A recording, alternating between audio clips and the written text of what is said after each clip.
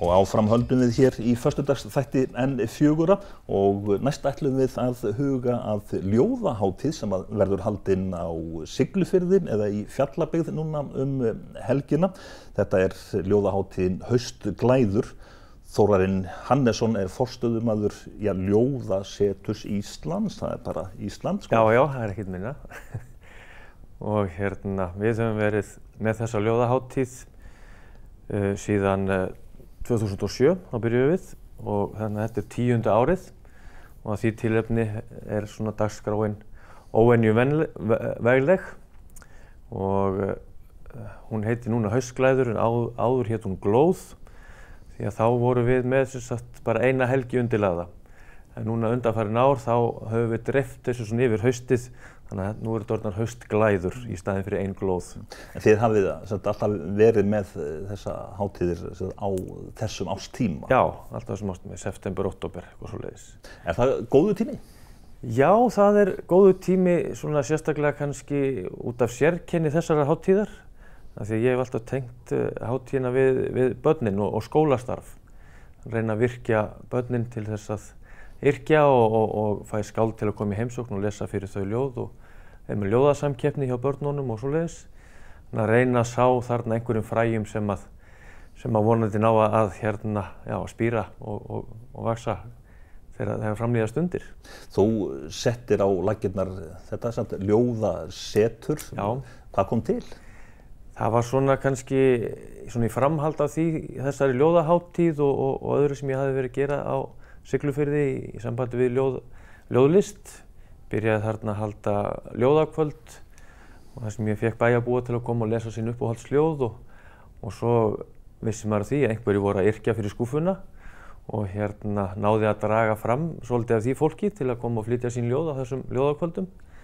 Og síðan vatt þetta upp á sig og varð það þessa ljóðahátíð og síðan átti ég húsnæðið þarna í miðbæ Siglufjarðar þar sem ég var áður með verslunarrekstur en vantaði nýtt hlutverk fyrir húsið þegar ég hætti í þeim rekstri og þá kviknaði þessi hugmynd að stofna ljóðasetur og þar sem hugmyndin var svona bráðsnjöll að þá var ákveðið að eigna sér hana og þetta yrði Ljóðasetur Íslands.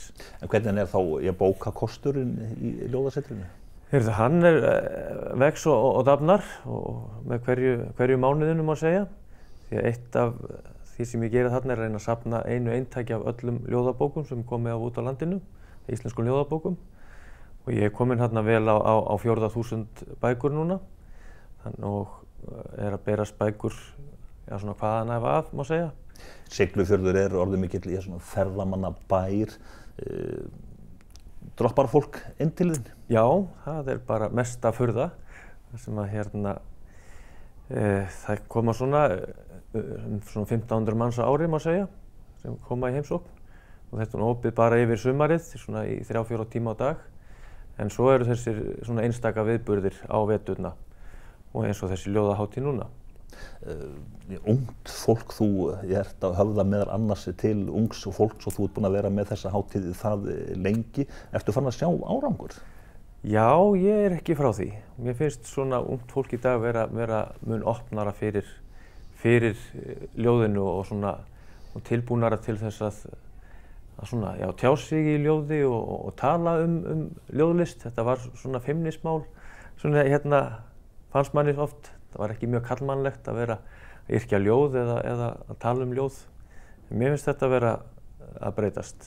En svona, ljóðalestur hjá fólki, hann á uppleið heldur þið?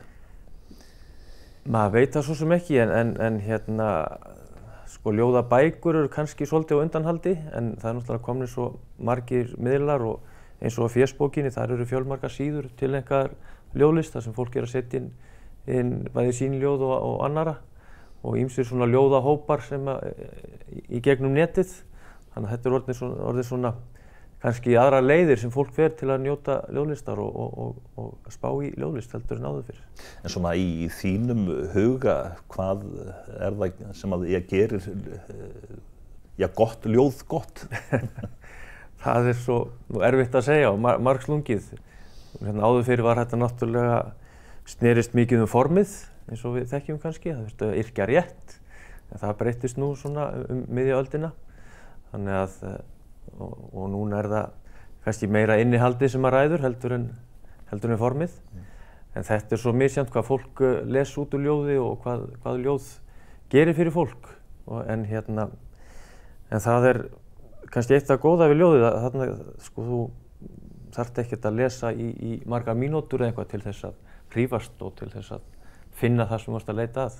Og svo sjálfsagt mismunandi hvernig fólk bara svona upplifir sama ljóðið. Já, mikil ósköp og maður hefur, svo sem þegar fólk kemur á ljóðasettir þá erum við mikið að ræða saman ljóðlist og gildi ljóðlistar og annað slíkt.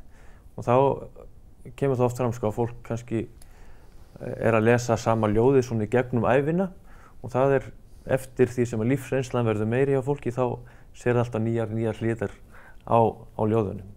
En svona aftur að ljóðahátíðinni, hún sem sagt að hefjast núna helgina. Já, hún hófst reyndar í gærkvöldi sem ég var með tónleika á Kaffi Klöru, gegndi þá nafninu Tóti Trúbador. Já, í Ólafsfirði. Í Ólafsfirði og þar sem dásamlegt kaffihús komið og þar var mjög góð stemning. Og síðan núna í dag, seinnipartinn í dag, þá verður opið á ljóðasetrinu og þar verður viðburður sem að kallast Fluttu ljóð, fáðu bók. Þannig að allir þeir sem að koma inn og flytja ljóð, þeir fá bók að gjöf. Og síðan á morgun, laugardagskvöldið, þá klukkan 9, þá verður siðlaust síðkvöld á ljóðasetrinu. Og það alltaf ljóðaklúbburinn Hásikísi að koma í heimsókn. Og þar eru þær systur Ingunn og Urður Snædal, Ásgrímur Ingi og fleira gott fólk sem ætla að flytja, Arngrímur Ingi segi ég, ætla að flytja svona ljóð sem kannski ekki við hæfi barna. Þannig að það að gera bara að skella sér á Siglufjörð, á ljóðasetrið. Já, og svo næstu helgi þá höldum við áfram, þá verða fleiri viðburðir, meðal annars í Síldarminjasafninu verður viðburður sem ég kalla margbreytilegur einfaldleiki. Þar sem að listamenn úr Fjallabyggð koma fram, svona hver fyrir sig í 1 klukkutíma og í ýmsum skúmaskotum Síldarminjasafnsins og fremja sína list. Þetta verður milli 4 og 5 á laugardaginn næstu helgi. Og svo koma skáld í heimsókn og skemmtileg viðburður sem heitir Ljóð unga fólksins, sem svona stæling á þessum vinsæla þætti Lög unga fólksins sem var hér áður fyrr. Það eru krakkar svona 12 til 14 ára úr Fjallabyggð sem að bæði lesa sín eigin ljóð og ljóð eftir aðra og spila tónlist. Þetta verður á ljóðasetrinum næstu helgi líka. Þórarinn, þú komst með ljóðabók með þér. Ef við bara myndum enda þetta á því að þú lest eitt ljóð. Já, ég flytja hérna ljóð úr ljóðabókinni minni Nýr dagur sem heitir Til skálds. Við lestur ljóða þinna opnast heill dalur af nýjum hugsunum. Í grösugum brekkunum vaxa ferskar hugmyndir, en mosinn á steinunum geymir visku aldanna. Innst í dalnum kyrrlát tjörn þar sem marglit orð synda í lygnunni. Vindar ljóða þinna koma hreyfingu á vatnið og úr tjörninni renna orðin eftir bugðóttum farvegum í mannhafið.